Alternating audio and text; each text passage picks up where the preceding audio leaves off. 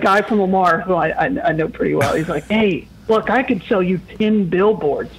We could put your name on there. He's like, yeah, I'll design the billboard myself. I think that's exactly what happened. I think I've nailed that one. That's exactly what happened, yes. And nobody has, do you know, I was saying this to Robin yesterday. I had skin cancer on my nose for a while. And it was pretty ugly looking.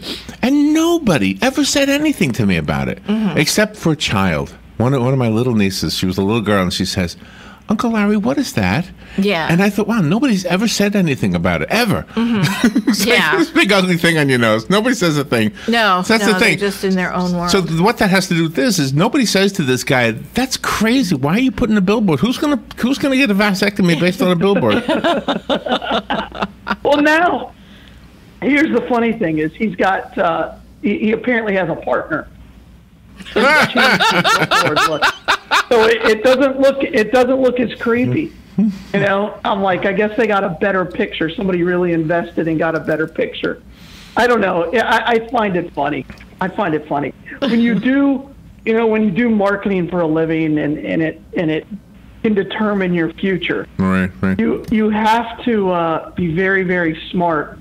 And when you see things like that, you're like, what were they thinking?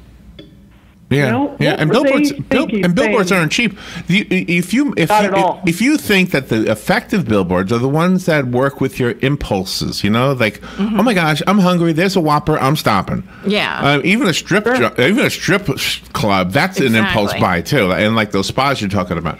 But what is it with the Sikh religion? Have you ever seen this one on I-75? Yeah, going to camp. The Sikh religion is the 6th largest religion in the world. Okay, I think I'll change my religion. Well, that clears it up for me. Yeah. And I'm not picking on anybody's religion. Who the heck wants to be in the top 5 when you can be 6? It's not picking on a religion. It's just questioning the marketing budget. I mean, why are you spending your money on that? Exactly. Yeah, somebody donated it or something. Some member of the 6. Look, we're 6. We're 6. Religion, we're 6, and by golly, let's be out of it. I'm going to pay for billboards, and it's going to just go crazy at it. Yeah. Well, that's why those vehicle wraps are so popular, because they all look new, they all look shiny. I mean, who wants to see a vehicle that's dull in color and everything? And you see these shiny wraps all the time on all different size vehicles, and that catches my eye. There you go. So we have an interesting. It's better than the creepy. It's better than the creepy vasectomy doctor. What if he has his car? If he has his car wrapped. Stop Can you imagine? Yeah. Well, that would make more sense, I've got my tools. I got a cleaner in my trunk. Oh my gosh. What are the tools, by the way, of a vasectomist? I would think a knife. You snip things. I'm pretty sure there's a knife involved, Larry. You snip things. I've had one, and I was kind of knocked out for it, which is good. I remember he said, we don't have to put you to sleep. Oh, yes, you do. Yeah. Take me out. Yeah. Oh, my gosh. Take me out. Yeah. I need a little bit more than a local. And because the doctors have to describe everything they do. Right. I think it's some kind of I think they learned that in med school. Explain it that way people will really understand it. If you don't want to know, just get it done. So you've done this. So what is? Get it done. Okay. Yeah. So your entire private area is now exposed to all the doctors and nurses in the room, correct? Yeah. Okay. Yeah, that's why I'm like, knock me out. So, so what is the biggest fear of that? What is the biggest fear? Well, I think you kind of nailed it right there, right? Being exposed, that's the biggest fear. Everybody's looking at you. Well, I think size kind of at that point, kind of it's cold in there. And I mean, would you? You don't want it to be so cold that he misses, because it's like, look, all right, bring in the binoculars. Bring in the binoculars. This guy must be an American Indian. Yeah, bring in the doctor. Bring in the binoculars. That's too funny. You don't want to hear that, right? Just knock me out. So I can make all the jokes you want. Oh my gosh. Poor guy. He must have great dinner conversations, though, at parties and things. So what do you do for a living? Well, I'm a vasectomy guy. Okay. What do you do? Well, we talk about you on the radio. Well, you know, when he's at a bar, he's trying to pick up a woman. He just says he's a ball player. Oh, that's a good joke. That's a good joke.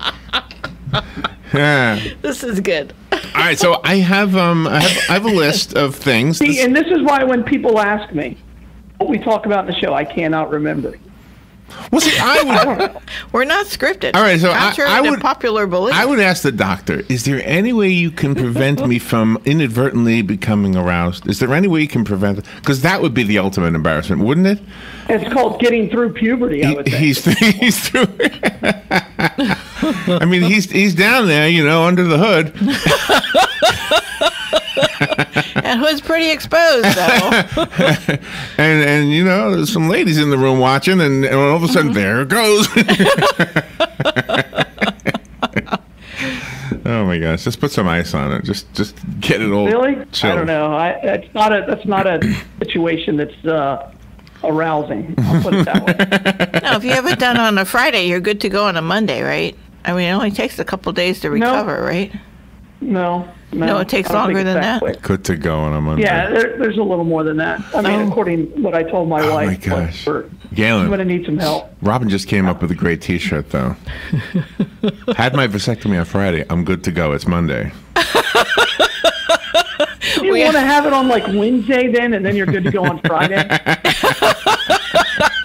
Okay. Doesn't have the same ring, we'll just switch the dates. Doesn't have the same ring. Yeah, but then you'd miss work, too. I mean, no, you got to do it on, you know, be incognito, like under the radar, because sometimes people don't want to talk about things like that in your workplace until you're ready to talk about it. Not hungover. We have a vasectomy doctor on the phone. Wants to have a word with you, Galen. Fantastic. Good morning. You're on the air with Galen Unold.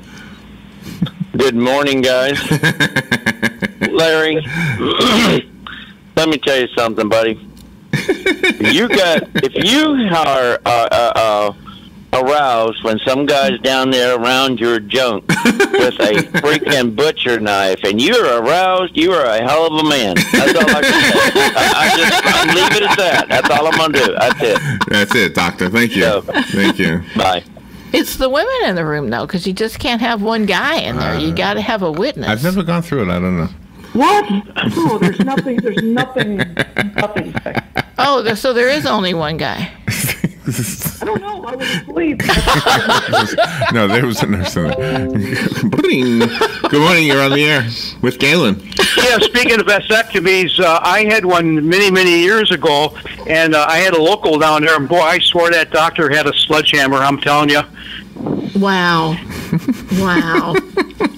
How long did it take to recover? I had a very good friend up in Wisconsin. They got married. They had 4 kids right off the boom, boom, boom, boom. And I'm going to get a vasectomy. What she did, you know, and you're supposed to wait about 6 weeks so you dry out or whatever so the sperm goes away. If he couldn't wait the 6 weeks, 9 months later, they had twins. There you go. Wow. Wow. There you go. Yeah, thank you. They named him after their father. Yeah. Wow. So, hey, I have a topic for you, Galen, even though we've pretty much used half of your time with a different topic. Started with like road things. So the warehouse in heaven, the mail department in heaven, they get these prayer requests from people all the time, and there's a lot of common requests. Okay, and so they've asked me to ask you. If you could please, on behalf of humanity, be more specific, because people are asking for some very vague things. So I'm going to tell you what people are asking for, and then if you could just send a reply saying this is what they were asking for. Okay, it's a tough job, but you're the one who was asked. Okay, they said, Larry, I know you talk to Galen every morning.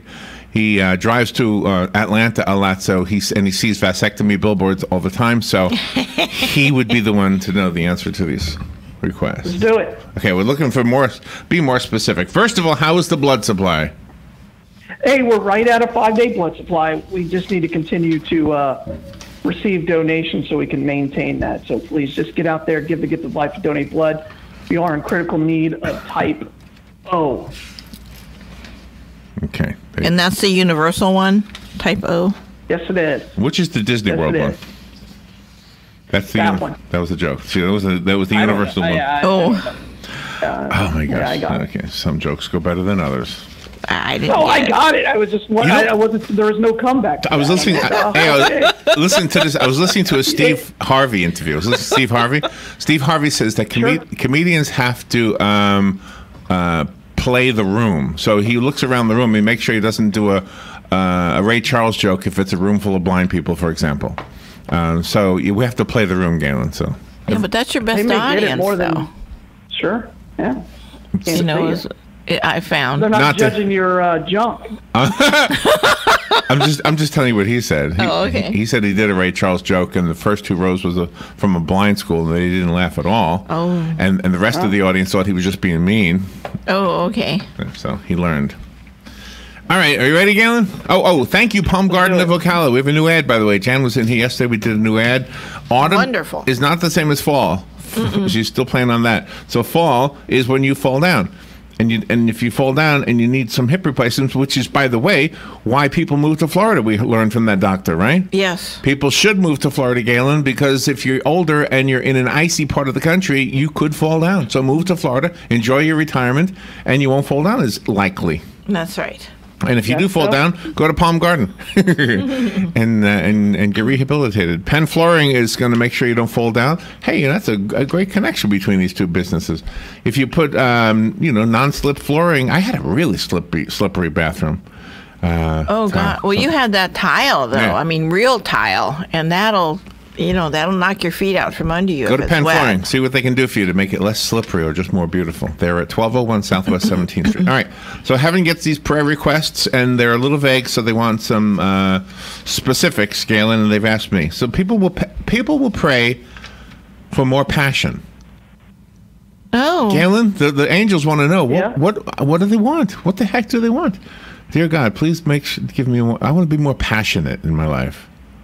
Well, I think there are things in your life that you just don't care about. I think you get in a rut where there is no vibrancy, and whether that you hate something a lot or you love something a lot, just sometimes you just want to be passionate about it and care and give a dang, right? That's what I get out of that. Just sometimes you just want to give a dang and you can't. Okay. Because you truly just don't give a dang. Okay. A dang. A dang, I like that. I mean, you're on the phone on the radio. I've said enough on the show to get. All right. Again, my name is Dan Martone, at WOCA.com. There you go. Is there a game Friday? No game Friday. No, okay. no game. Time off. The number 9 thing of the top 10 things people are praying for is stability. It's kind of vague, Galen. The angels want to know, well, what exactly do they want? Yeah, what do they mean? What do they want? I think you just want kind of consistency. I think that's the anti-passion. I've just got too much passion. I'm up and down. You know what I need right now? Just stability. I want tomorrow to look like today. I want to have the same paycheck 5 times in a row. That kind of thing. So that doctor really shouldn't have changed that billboard. That billboard should still be there. Oh, no, I think he was more than consistent. I think it was up there for like 10 years. I think he stayed the course long enough there. And he never aged. All right, the number 8 thing people pray for the most is confidence. What specifically do you mean? That's not an issue. I have no idea. I've never prayed for that. Okay, you don't know. So the I angels... pray for my kids to have it, to be positive and to trust themselves, but I've always had confidence. It was blind most of the time and not necessarily true, but you got to fake it till you make it. Fake it till you make it. There you go. This is what we have to teach women. And women don't understand. You can fake it. They do. Some women do. Oh, that. But I mean... Oh, okay. But I mean like this work thing. Yeah. Yeah. Everything has to be perfect for you. Us guys, we say, you know what? It's perfect enough. It's the Mick Jagger rule of thumb. Which is? It's only rock and roll. Oh, I see. But we like it. Okay. The number 7 thing people pray for the most is fulfillment, but the angels say that's not specific enough. You got to be more specific. What is that? What makes that more specific? That's pretty specific. Huh? I guess it depends on, I don't know. I mean, fulfillment is a feeling, isn't it? What do you think, Robin? Fulfillment's kind of vague because you don't know if you're talking about work or family or your talents, something that really satisfies you. You've got to be. That's very vague. So, okay, right, and that's what the angels are saying. It's vague. Yeah. And so you're giving advice. Yeah, but fulfillment comes in many forms, and right. I mean, you can be fulfilled because you you found a great parking space. That can help your fulfillment. You can be fulfilled because you got a pat on the back. No, I'm serious. Have you ever just been like driving and you go in the parking lot and you're like, I'm never going to find a spot. You're like, oh, front row. Look at me. That's right. That's fulfilled. I mean, fulfillment can come in many forms. That's true. You can have somebody say, wow, you look really nice today, or they can send an email to dan@woca.com and say, hey, I really appreciated your jokes today. Those are the kinds of things that are very fulfilling. So there you go. So that's what that's the advice to the prayer, the person praying. Okay, so that's good. That's what they want. This is exactly what they want. That poor lady can't get in there because the whole front door is blocked. They're doing something. Maybe I should open the other door for her. All right, Robin's going to open the door for the. Okay. Oh, there they go. There's our butter. They moved. Okay. Thank goodness. They moved. Dan, because this is the last section of this segment would have just gone right out the window. Thank you. All right, the number 6 thing people pray for the most is balance. You're going to have to give. Okay, so we're just going to give advice to the prayers, not to the angels. What do you tell the prayer? You can't just ask for balance. I think you got to tell them that balance in what? Is that between life and or home and work, or is it between drinking too much and not drinking too much, or is it exactly specific vasectomy versus no vasectomy? Yeah. Number 5 thing people pray for the most that is kind of vague is joy. You need to be more specific. What do you mean when you say you want joy? What does that mean? Again, I think joy is it's a feeling. It's not a specific. You feel joy again when you find a good parking space.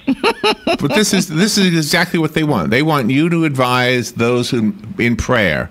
So yeah, but I don't know. Right. So if I was to say, God, give me joy because I'm going to get a really good joke about a vasectomy using the ball player line. I don't know if I could have, I don't know if I was even ready for that. I think that's just one of God's little miracles that he gives us to fulfill my prayer for joy. There you go.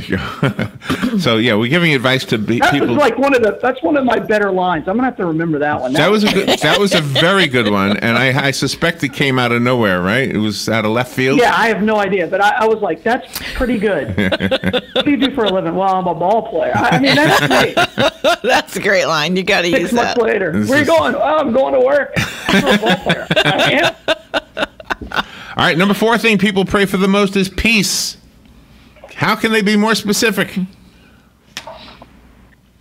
I don't know. Peace is, again, it's a feeling. I don't know. That's pretty specific. I pray for peace.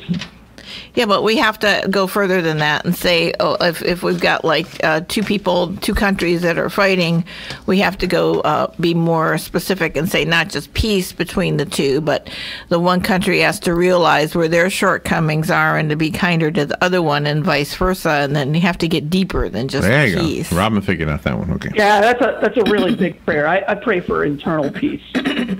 Yeah. In my house. So that's it. So that's the answer. Everybody's got a different prayer then. Don't just pray for peace. Fair enough. Internal peace is hard. You feel like you've been hit by a bus sometimes, and then you got to figure out. Yeah, but we're more likely to get internal peace than we are to in Palestine. There you go. Yeah, you can't change the world. You can only change your world. All right, number 3 of the top 10 things that the angels get requests for is freedom. But they're not being specific enough. So help those praying to be more specific. What should they ask for? Freedom from addiction, Larry. That's what I'm going to go with. There you go. That's a good one. Yeah, freedom. Well, I had a friend up north in high school. We were talking one day, and he said, you can't be free with a chain on you. So the chain comes in many forms. It's not just a physical chain like you chain up a dog with. It could be your own not wanting to to do something because you're scared, so that's your chain. If you're afraid to get out of your comfort zone to try something new, that's your chain. So I've always remembered that line, you can't be free with a chain on you. Galen, after you get the vasectomy, do you walk past the condom section in the pharmacy and say, I'm free? Yeah, that's right. Unless you're single. Unless you're All single, that. because you got to still protect yourself. You never know. Ah, okay. You know, if you're Still married, not free. if you're married, you got it covered. But if you're, single, you got to make sure that there isn't little germs out there. Little germs. Number 2 of the top 10 things people pray for is money. What more specifically do you need? I think a dollar amount. need more of it. I think the angels want a dollar amount. And why you want the Jesus, money. I need $32.33. If you look at my Amazon cart, that's how much. Oh, wait a minute. Costs, and I really want it. Oh, I have to share with you part of the Steve Harvey interview that I was listening to. In the beginning of his career, he was so despondent. He actually lived in his car for 3 years. He had an answering machine in his mother's attic, and he would call that answering machine and retrieve his messages, and quite often there were none on it. But his mother did not know he did not have a home.